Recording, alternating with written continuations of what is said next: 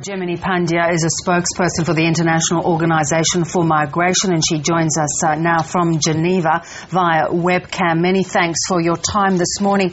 We're hearing reports that from the United Nations that they've reached some agreement with Colonel Gaddafi to provide humanitarian aid to civilians behind the front line.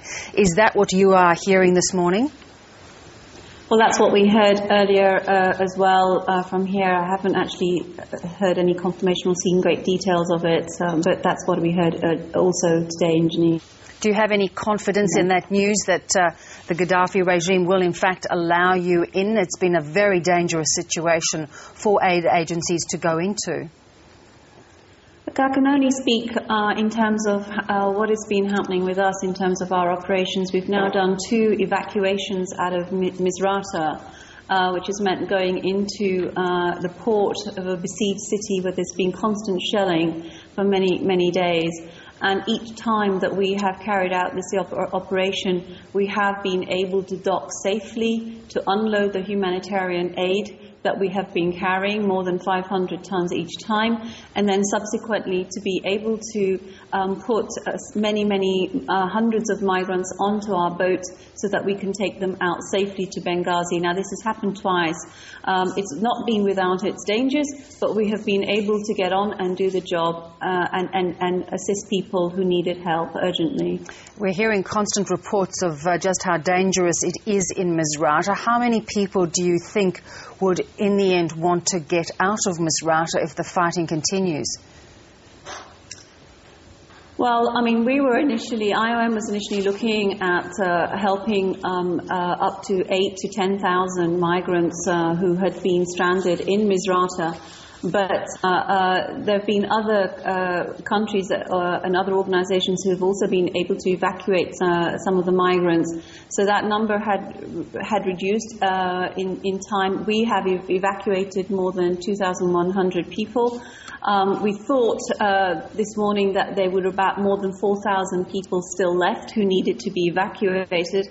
But actually, we've been made aware by other people, other Libyans inside Misrata, of other groups of migrants who will need evacuation. So now we're thinking of at least 5,000. However, one thing to bear in mind is that in this particular evacuation, when the IOM chartered boat arrived in Misrata, we couldn't dock straight away because the port was blocked by many vehicles carrying Libyans who wanted to be evacuated. There is a growing number of Libyans, particularly internally displaced people, who want to be taken out of the city too.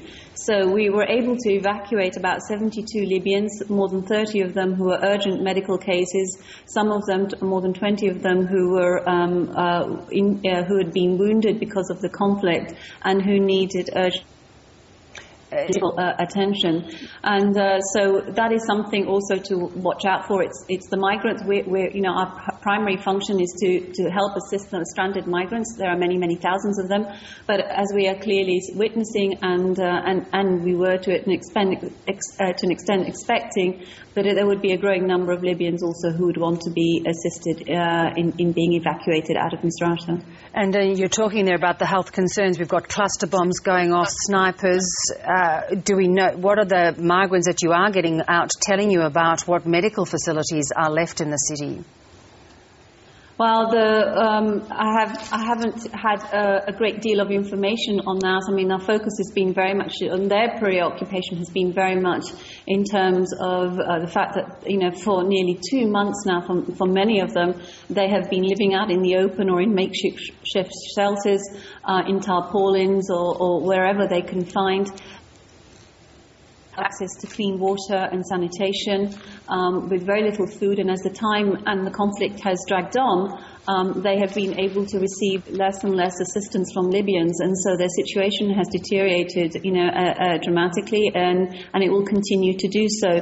So, in terms of their physical health, because of their conditions, because of all of these. Being out in the open without the food and everything, that has been a priority. They're very weak and dehydrated. And as the summer weather starts, that will deteriorate too. They will need access to more water and protection from the elements if we cannot evacuate them. The other aspect to bear in mind is, of course, the longer that they're out there in the open, in a conflict situation, caught out in the middle between two sides where there's an awful lot of shelling and firing of guns and things, of course they are vulnerable to being killed because of the conflict itself. So on all different levels and all different areas, they need to be evacuated because they really are the innocent victims of this conflict. Jemini Pandya, thank you very much for joining us this morning. Okay, you're welcome.